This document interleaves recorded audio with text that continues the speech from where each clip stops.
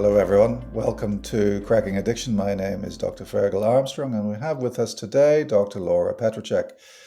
Laura, I thought today we'd have a little chat about the seventh step in the 12-step program. What is the seventh step? The seventh step, Fergal, is humbly ask God to remove our shortcomings. Humbly ask God to remove our shortcomings. And that immediately precedes the sixth step, doesn't it? We're entirely ready to have God remove all these defects of character. Right. So the sixth step is we ready ourselves, and then the seventh step, we actually get in there and we ask God to remove our character defects.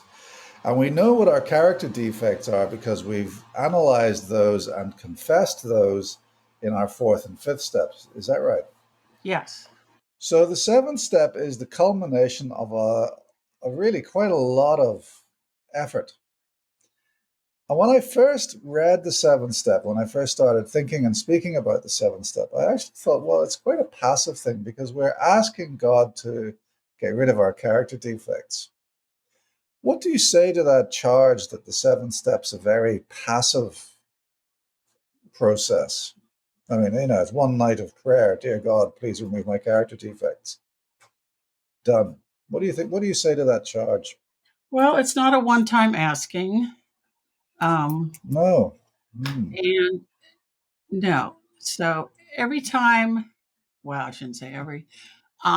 Sometimes when I'm acutely aware of my character defects, I will say, God, please remove this defective character. So, like, for example, APEC conference is in San Francisco, and the roads are a nightmare. So I was stuck in traffic for 3 hours, and my patience was at zero. So I said, God, just give me the patience to not drive on the sidewalk or something because I'm so frustrated with Yeah. this traffic. Um, but it's asking in general, God, help me remove these shortcomings. But it's also active in the sense that you're asking. So that's the active part. You're asking.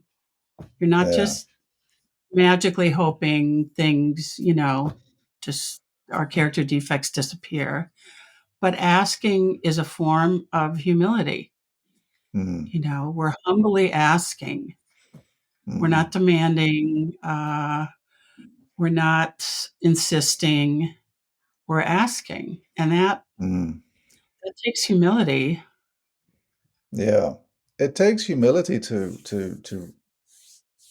go through this entire process of self-discovery. I mean, the seven steps really the final step in a path of self-discovery where you are confronted with your own shortcomings. In a process that can sometimes be brutally honest. Right. The process, yes, in and of itself can be brutally honest, Hmm. but not meaning humiliation. And that's No, not being brutal. no, Yeah, it yeah, yeah, means, and some people are afraid of that, like, oh my God, I've been humiliated enough. And so it's yeah. important to explain. A lot of times people don't recognize or don't know the differences in the definition between being humble and humiliation. And because so many addicts and alcoholics have been humiliated or feel humiliated by their addiction, they shy away from this step. In part, I think, because they don't understand the definition. So to say humbly, means um, being humble, being receptive, not demanding, um, not being humiliated. It's not meant to knock you down. The steps are meant to help build you up. And so when I thought more deeply into this issue, I want to pick up on something that you said, and that is that it's not a one-off thing. It is a process, which then brought me into thinking about the seventh step in the context of the growth mindset, where really every day you are asking God on a daily basis to rid you of your shortcomings, the same shortcomings that you have in a mind frame of humility identified in yourself. So really, it's about personal growth. And I think when I reflect on it, it's not. it's not wishing doesn't make it so. Yeah. It's not wishing. It's an active daily meditation on personal growth, which requires daily effort, and as you say, a lot, requires humility to replace our entitlement, our denial, with something much more positive and rewarding, an open, honest contribution to life and daily personal growth. So really, it's a very active step that really should be with us every day when we wake up.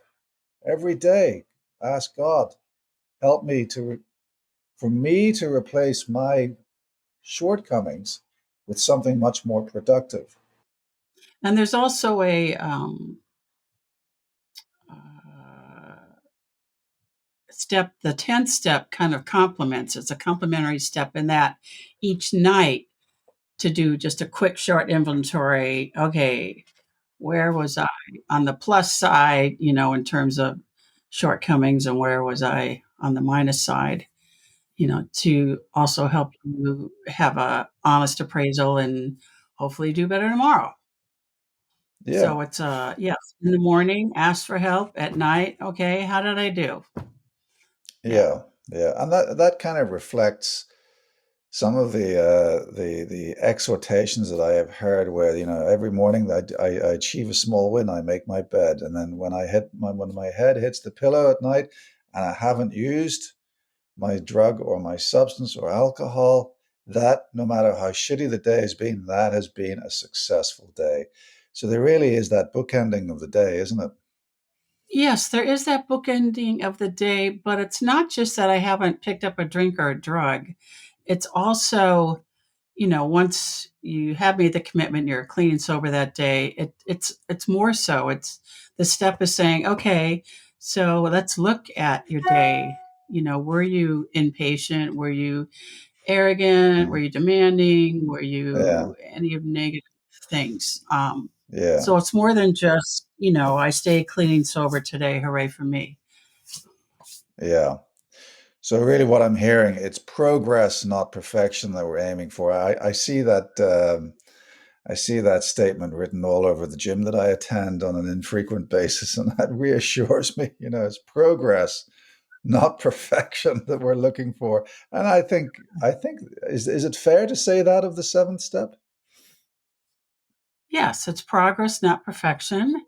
Yeah, And the step is leading us in the right direction. I love rhymes. exactly. Yeah, So, yeah, but all of the steps are, the whole program is progress. yeah, We're never going yeah, to reach, you never graduate. It's one of the frustrating things for me because being someone who loves school, you never graduate from the program. yeah. Now let's talk about the secular context of the seventh step. Right. What would you say to those who feel that it's not secular enough? Well, you can reinterpret God as seeking help from oneself or from the community or from your therapist or from a support group. Um, also Hmm. emphasize the importance of self awareness, but it doesn't have to be about God. And it definitely doesn't have to be about Him. Um, Yeah, yeah. yeah. Because there are those that feel that the use of the word God is actually a barrier to access to 12-step services, as it were. And it's not the first time that the word God appears in the 12 steps, is it? No, God appears many, many, many, many, many times in the 12 steps. And it puts people off. I mean, sometimes I've heard people when they first walk into a room and see the 12 steps on the wall, they're already, have that as an excuse, like, oh, yeah, this isn't for me, because they recoil from God. A lot of people have had negative experiences with religion growing up, and so they've X'd off God. Yeah, Yeah. yeah. So, how do we replace God? Well, again, replacing God or Him and by seeking help from oneself, emphasize the Mm, value of reaching out for support, that you mm, don't have to do this alone. That's important to keep emphasizing mm. um, and talk about that So, it's a just to be, journey. yeah. So, just to be clear, not having a belief in a Christian God, that is not a barrier to accessing the 12-step program. There are specific groups that are non secular, they don't mention God once. And I don't know exactly how. I'm sure Australia lists groups and has whatever title they are, like women only, men, non secular. So that's what we have here in the States. So there are people that do not attend any uh, 12 steps that have the word God in them because it is a barrier to their recovery. And there's so many barriers to one getting clean and sober. You don't want to add another one. Can we think about then this process, the progress, not perfection? And we've agreed that it's almost like a daily meditation on how we have to actively engage in a change in ourselves, moving from entitlement and denial to something that much more beautiful. How do you actually do that? What's the actual process of that reflection? Well, the process of going from entitlement to denial to uh, more of an acceptance or soul searching is is in and of itself a process. It takes time. That's where the help of the support group, of one sponsor, your therapist, if you're in therapy, Mm. So it's it help can from other. involve therapy. Oh, I think most definitely. I Yeah. mean, that's where. I mean, because people in the 12 step aren't necessarily ones to point out your shortcomings. I mean, my shortcomings have primarily been pointed out by a spouse. So, but a therapist could definitely help you point things out because that's not really the role of a support group. And sometimes our sponsor will, but usually it's the people closest to that. If we ask, they could tell you your shortcomings. Yeah. So I suppose that's another point to draw out that really being active in a 12-step program doesn't preclude you from accessing therapy. And actually accessing therapy can quite beautifully dovetail in with your growth journey. I think, AA and therapy, I mean, for me, have gone hand in hand throughout my whole recovery, meaning I've been in with therapy and also 12 step intertwined the whole way through. I think one definitely, like you said, complements the other. I mean, you've been through the 7-step yourself. What's it like? What would you say to someone else who's just about to embark on this? That it's a process. Like you stated earlier, it's progress, not perfection. It's something that you do for me on a daily basis. For other people, I guess when the issue or character defect comes up, that nobody's perfect. You fall down, just get back up um, and keep going. Keep going. Get Just up and keep keep going. moving Just keep forward. going. Just keep one Yeah. foot in front of the other. Don't get stuck. Don't look at where you fell. Yeah. You've been given a second chance. Keep going.